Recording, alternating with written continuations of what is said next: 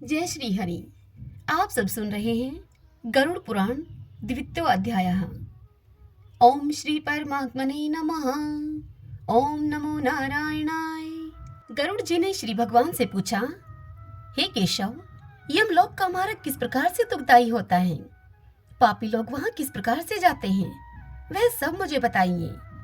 तब श्री भगवान गरुड़ जी से बोले, हे गरुड़, महान दुख प्रदान करने वाले यम मार्ग के विषय में मैं तुमसे कहता हूँ। मेरा भक्त होने पर भी तुम उसे सुनकर कांप उठोगे। यह मार्ग में वृक्ष की छाया नहीं है जहाँ प्राणी विश्राम कर सकें। उस यम मार्ग में अनादि भी नहीं है जिनसे कि वह अपने प्राणों की रक्षा कर सके। वहाँ कहीं जल भी नहीं दिखता जिसे वह अत्यंत तृषा आतुर जीव पी सके। वहाँ प्रलय काल की भांति 12 सूर्य तपते रहते हैं। उस मार्ग में जाता हुआ पापी जीव कभी तो बर्फीले हवा से पीड़ित होता है, तो कभी उसे कांटे चुभते हैं और कभी महाविषधर सर्पों के द्वारा वह डसा जाता है। वह पापी कहीं सिंहों, व्याघ्रों और भयंकर कुत्तों के द्वारा खाया जाता है, तो कहीं बिच्छुओं के द्वारा डसा जाता है और कहीं उसे आग से जलाया जाता है। तब कहीं जाकर वह अत्यंत भयंकर महान असीपत्र वन नामक नर्क में पहुंचता है, जो कि 2000 योजन विस्तार वाला कहा गया है। वह वन को उल्लुओं, पक्षी विशेषों, गिद्धों, सर्गों और डांसों से व्याप्त है। डांस मच्छरों को कहा जाता है। उस नर्क में चारों ओर दावा अग्नि व्याप्त है। असी पत्र के पत्तों से वह जीव उस वन में छिन्न भिन्न हो जाता है। कहीं अंधे कुएं में वह गिरता है, तो कहीं विकट पर्वत से गिरता है और कहीं छुरे की धार पर वह चलता है, तो कहीं कीलों के ऊपर चलता है। कहीं घने अंधकार में गिरता है, तो कहीं उग्र अर्थात भय उत्पन्न करने वाले जल में गिरता है। कहीं जोंकों से भरे हुए कीचड़ में गिरता है, तो कहीं जलते हुए कीचड़ में गिरता है। कहीं तपी हुई बालुका से व्याप्त और कहीं धधकते हुए ताम्रमय मार्ग। कहीं अंगार की राशि, तो कहीं अत्यधिक धुएं से भरे हुए मार्ग पर उसे चलना पड़ता है। कहीं अंगार की वृष्टि होती है, तो कहीं बिजली गिरने के साथ शिलावृष्टि होती है। कहीं रक्त की, तो कहीं शस्त्र की, तो कहीं गर्म जल की वृष्टि होती है। कहीं खारे कीचड़ की वृष्टि होती है, तो मार्ग में कहीं गहरी खाई है, कहीं पर्वत शिखरों की चढ़ाई है, तो कहीं कंदराओं में प्रवेश उसे करना पड़ता है। वहां मार्ग में कहीं घना अंधकार है, तो कहीं दुख से चढ़ी जाने योग्य शिलाएं हैं, तो कहीं मवाद, रक्त और विष्ठा से भरे हुए तालाब हैं। यम के मार्ग के बीचों बीच अत्यंत उग्र और घोर बैतरणी नदी बहती है। वह देखने पर दुखदायिनी हो, तो इसमें क्या आश्चर्य की बात है। उस वैतरणी नदी की तो बात ही भय को पैदा करने वाली है। वह नदी 100 योजन चौड़ी है। उसमें पुए अर्थात पीप और मवाद और रक्त बहते रहते हैं। हड्डियों के समूह से तट बने हैं, अर्थात उसके तट पर हड्डियों का ढेर लगा रहता है।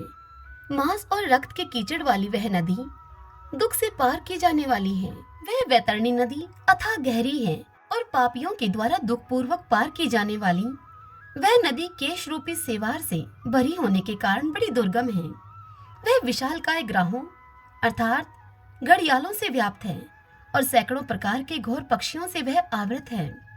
हे गरुड़राज, आए हुए पापी को देखकर वह नदी ज्वाला और धूम से भरकर कढ़ा में रखे हुए घृत की भांति अर्थात कढ़ाई में रखे हुए घी की भांति खोलने लगती है। वह नदी सुई के समान मुख वाले भयानक कीड़ों से चारों ओर से व्याप्त है। वज्र के समान चोंच वाले बड़े बड़े गिद्ध और कोहों से वह नदी घिरी हुई है। वह नदी शिशुमार, मगर, चौंक, मछली, कछुए तथा अन्य मांसभक्षी जलचर जीवों से भरी पड़ी है। उस नदी के प्रवाह में गिरे हुए बहुत से पापी रोते और चिल्लाते हैं और हे भाई, हा पुत्र, हा तात, इस प्रकार से कहते हुए बार बार विलाप करते रहते हैं। भूख और प्यास से व्याकुल होकर वह पापी जीव रक्त का पान करते हैं। वह नदी झागपूर्ण रक्त के प्रवाह से व्याप्त महाघोर अत्यंत गर्जना करने वाली, देखने में दुख को पैदा करने वाली तथा भयावह है। उसके दर्शन मात्र से पापी चेतना शून्य हो जाते हैं। बहुत से बिच्छू तथा काले सर्पों से व्याप्त उस नदी के बीच में गिरे हुए पक्षियों की रक्षा करने वाला वहां कोई नहीं है। उसके सैकड़ों हजारों भंवरों में पड़कर पापी पाताल में चले जाते हैं। क्षण भर पाताल में रहते हैं और एक क्षण में ही ऊपर चले आते हैं। हे खग, वह नदी पापियों के गिरने के लिए ही बनाई गई है, उसका पार नहीं दिखता। वह नदी अत्यंत दुखपूर्वक तैरने योग्य तथा बहुत दुख देने वाली है। इस प्रकार बहुत प्रकार के कलेशों से व्याप्त अत्यंत दुखप्रद यम मार्ग में रोते चिल्लाते हुए दुखी और पापी जीव जाते हैं। कुछ पापी पाश से बंधे होते हैं और कुछ अंकुश में फंसाकर खींचे जाते हैं, तो कुछ पापी शस्त्र के अग्रभाग से पीठ में छेदते हुए लेकर जाए जाते हैं। कुछ नाक के अग्रभाग में लगे हुए पास से और कुछ कान में लगे हुए पास से खींचे जाते हैं। कुछ कालपाश से खींचे जाते हैं और कुछ पापी कोहों से खींचे जाते हैं। वे पापी गर्दन, हाथ और पैर में जंजीर से बंधे हुए तथा अपनी पीठ पर लोहे के भार को ढोते हुए मार्ग पर चलते हैं। अत्यंत घोर यमदूतों के द्वारा मुदगरों से पीटे जाते हुए वे मुख से रक्त वमन करते हुए तथा वमन किए हुए रक्त को पुनः पीते हुए जाते हैं। उस समय अपने दुष्कर्मों को सोचते हुए प्राणी अत्यंत गलानी का अनुभव करते हैं और अति दुखित होकर यमलोक को जाते हैं। इस प्रकार यम मार्ग में जाता हुआ वह मंद बुद्धि प्राणी हा पुत्र हा पौत्र इस प्रकार पुत्र और पौत्रों को पुकारते हुए हाय हाय इस प्रकार विलाप करते हुए पश्चाताप की ज्वाला से जलता रहता है। वह विचार करता है कि महान पुण्य के संबंध से मनुष्य जन्म प्राप्त होता है, उसे प्राप्त करके भी मैंने धर्म आचरण नहीं किया। यह मैंने क्या किया? मैंने दान दिया नहीं, अग्नि में हवन किया नहीं, तपस्या मैंने की नहीं, देवताओं की भी पूजा मैंने नहीं की, विधि विधान से तीर्थ सेवा नहीं की। और फिर अपने आप को समझाते हुए कहता है, हे जीव, जो तुमने किया है अब तुम उसी का फल भोगो। हे देही, तुमने ब्राह्मणों की पूजा की नहीं, देव नदी गंगा का सहारा लिया नहीं, सत्पुरुषों की सेवा की नहीं, कभी भी दूसरे का तुमने उपकार नहीं किया। इसलिए हे जीव, जो तुमने किया है अब उसी का फल भोगो। मनुष्यों और पशु पक्षियों के लिए जलहीन प्रदेश में जलाशय का निर्माण किया नहीं, गौ और ब्राह्मणों की आजीविका के लिए थोड़ा भी प्रयास किया नहीं। इसलिए हे देही, तुमने जो किया है उसी से अपना निर्वाह करो। तुमने नित्य दान किया नहीं, गौओं के दैनिक भरण पोषण की व्यवस्था नहीं की, वेदों और शास्त्रों के वचनों को प्रमाण माना नहीं, पुराणों को सुना नहीं, विद्वानों की पूजा नहीं की। इसलिए हे देही, जो तुमने किया है उन्हीं दुष्कर्मों के फल को तुम अब भोगो। हे पक्षीराज, नारी जीव इस प्रकार से पश्चाताप करते हुए कहता है कि मैंने पति की हितकर आज्ञा का पालन किया नहीं, पातिव्रत्य धर्म का कभी पालन किया नहीं और गुरुजनों को गौरवोचित सम्मान कभी नहीं दिया। इसलिए हे देहीन, जो तुमने किया उसी का अब तुम फल भोगो। धर्म की बुद्धि से एकमात्र पति की सेवा नहीं की और पति की मृत्यु हो जाने पर वहीं प्रवेश करके उनका अनुगमन नहीं किया, वैधव्य प्राप्त करके त्याग में जीवन को व्यतीत नहीं किया। इसलिए हे देहीन, जैसा किया उसका तुम अब फल भोगो। मांस पर्यंत किए जाने वाले उपवासों से तथा चंद्रायण व्रतों आदि सुविस्तृत नियमों के पालन से शरीर को कभी सुखाया नहीं। पूर्व जन्म में किए हुए दुष्कर्मों से बहुत प्रकार के दुखों को प्राप्त करने के लिए नारी शरीर को प्राप्त किया था। इस तरह बहुत प्रकार से विलाप करके पूर्व देह का स्मरण करते हुए मेरा मानव जन्म शरीर कहाँ चला गया, इस प्रकार चिल्लाता हुआ वह पापी जीव यह मार्ग में चलता है। हे ताक्षर्य, इस प्रकार 17 दिनों तक अकेले वायु वेग से चलते हुए 18वें दिन वह प्रेत सौम्यपुर में जाता है। उस रमणीय श्रेष्ठ सौम्यपुर में प्रेतों का महान गण रहता है। वहां पुष्पभद्रा नाम की नदी और अत्यंत प्रिय दिखने वाला वट का वृक्ष है। उस पुर में यमदूतों के द्वारा उसे विश्राम कराया जाता है। वहां दुखी होकर वह स्त्री पुत्रों के द्वारा प्राप्त सुखों का स्मरण करता है। वह अपने धन, भृत्य और पौत्र आदि के विषय में जब सोचने लगता है तो वहां रहने वाले यम के किंकर उसे इस प्रकार से कहते हैं। यम के किंकर उसे कहते हैं कि धन कहाँ है, पुत्र कहाँ है, पत्नी कहाँ है, मित्र कहाँ है, बंधु बांधव कहाँ है। हे मूढ़, जीव अपने कर्मों उपार्जित फल को ही भोगता है। इसलिए सुदीर्घ काल तक इस यम मार्ग पर चलो। और फिर उसे कहते हैं, हे परलोक के राही, तू यह जानता है कि राहगीरों का बल और संबल पाथे ही होता है, जिसके लिए तूने प्रयास तो किया ही नहीं। तू यह भी जानता था कि तुम्हें निश्चित ही उस मार्ग पर चलना है और उस रास्ते पर कोई भी लेन देन नहीं हो सकता। यह मार्ग तो बालकों को भी विदित रहता है। रे मनुष्य, क्या तुमने इसे सुना नहीं था? क्या तुमने ब्राह्मणों के मुख से पुराणों के वचन नहीं सुने थे?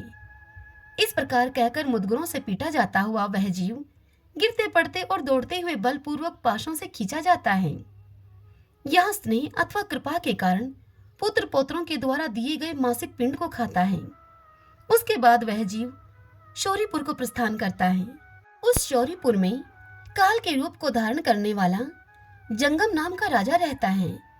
उस राजा को देखकर वह जीव भयभीत होकर विश्राम करना चाहता है।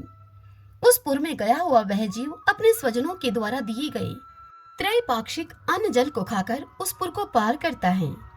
उसके बाद शीघ्रता पूर्वक वह प्रेत नगेंद्र भवन की ओर जाता है और वहां भयंकर वनों को देखकर दुखी होकर बहुत रोता है और दया रहित दूतों के द्वारा खींचे जाने पर वह बार बार रोता है और 2 मास के अंत में वह दुखी होकर वहां जाता है। बांधुओं के द्वारा दिए गए पिंड, जल, वस्त्र का उपभोग करके यम किंकरों के द्वारा पास से बार बार खींचकर पुनः उसे आगे लेकर जाया जाता है। तीसरे मास में वह गंधर्व नगर को प्राप्त होता है और वहां त्रिमासिक पिंड को खाकर वह आगे चलता है। चौथे मास में वह शैलागमपुर में पहुंचता है और वहां प्रेत के ऊपर बहुत अधिक पत्थरों की वर्षा होती है। वह चौथे मासिक पिंड को खाकर वह कुछ सुखी होता है। उसके बाद 5वें महीने में वह प्रेत क्रोचपुर में पहुंचता है। क्रोचपुर में स्थित वह प्रेत वहां बांधुओं के द्वारा हाथ से दिए गए 5वें मासिक पिंड को खाकर आगे क्रूरपुर की ओर चलता है। 5.5 मास के बाद बांधुओं के द्वारा प्रदत्त उन 6 मासिक पिंड को खाकर और घटदान से प्राप्त होकर वह वहां आधे मुहूर्त तक विश्राम करके यमदूतों के द्वारा डराए जाने पर दुख से कांपता हुआ उस पुर को छोड़कर चित्रभवन नामक पुर को जाता है, जहां पर यमराज का छोटा भाई विचित्र नाम वाला राजा राज्य करता है। उस विशाल शरीर वाले राजा को देखकर वह जीव डर से भागता है। तब सामने आकर कायवार्त अर्थात धीवर उससे यह कहते हैं कि हम इस महावैतरणी नदी को पार करने वालों के लिए नाव लेकर आए हैं। यदि तुम्हारा इस प्रकार का पुण्य हो तो तुम इसमें बैठ सकते हो। तत्वदर्शी मुनियों ने दान को ही वितरण अर्थात देना या बांटना कहा है। यह वैतरणी नदी वितरण के द्वारा ही पार की जा सकती है, इसलिए इसको वैतरणी कहा जाता है। यदि तुमने वैतरणी गौ का दान किया हो तो नौका तुम्हारे पास आएगी, अन्यथा नहीं आएगी। उनके ऐसे वचन सुनकर प्रेत हा देव ऐसा कहता है। उस प्रेत को देखकर वह नदी खोलने लगती है और उस नदी को देखकर प्रेत अत्यंत कर्दन करता हुआ अर्थात विलाप करने लगता है। जिसने अपने जीवन में कभी दान दिया ही नहीं, ऐसे पाप आत्मा उस वैतरणी नदी में डूब जाते हैं। तब आकाश मार्ग से चलने वाले दूत उसके मुख में कांटा लगाकर बंसी से मछली की भांति उसे खींचते हुए पार ले जाते हैं। वहां 6 मासिक पिंड खाकर वह अत्यंत भूख से पीड़ित होकर विलाप करता हुआ आगे के रास्ते पर चलता है। 7वें मास में वह बहवा पदपुर को जाता है और वहां अपने पुत्रों के द्वारा दिए हुए 7 मासिक पिंड को खाता है। हे पक्षीराज गरुड़, उस पुर को पार करके वह दुखद नामक पुर को जाता है। आकाश मार्ग से जाता हुआ वह महान दुख प्राप्त करता है। वहां 8वें मास में दिए हुए पिंड को खाकर वह आगे बढ़ता है और 9वां मास पूर्ण होने पर नाना क्रंदपुर को वह प्राप्त होता है। वहां क्रंदन करते हुए अनेक भयावह क्रंदन गणों को देखकर स्वयं शून्य हृदय वाला वह जीव दुखी होकर आक्रंदन करने लगता है।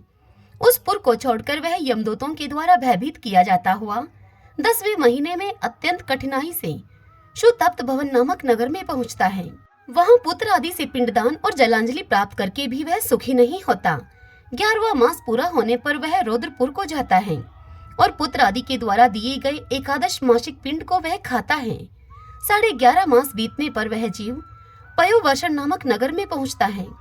वहां प्रेतों को दुख देने वाले मेघ घनघोर वर्षा करते हैं। वहां पर दुखी वह प्रेत उनाब्दिक श्राद्ध के पिंड को खाता है। इसके बाद वर्ष पूरा होने पर वह जीव शीताढ़ नामक नगर को प्राप्त होता है। वहां हिम से भी 100 गुनी अधिक ठंड होती है। शीत से दुखी और शुद्धित वह जीव इस आशा में 10 दिशाओं में देखता है कि शायद कहीं कोई हमारा बांधव हो जो मेरे दुख को दूर कर सके। तब यम के दूत कहते हैं कि तुम्हारा ऐसा पुण्य कहाँ है। फिर वार्षिक पिंड को खाकर वह धैर्य को धारण करता है। उसके बाद वर्ष के अंत में यमपुर के निकट पहुंचने पर वह प्रेत भवभीतिपुर में जाकर हाथ भर माप के अपने शरीर को छोड़ देता है।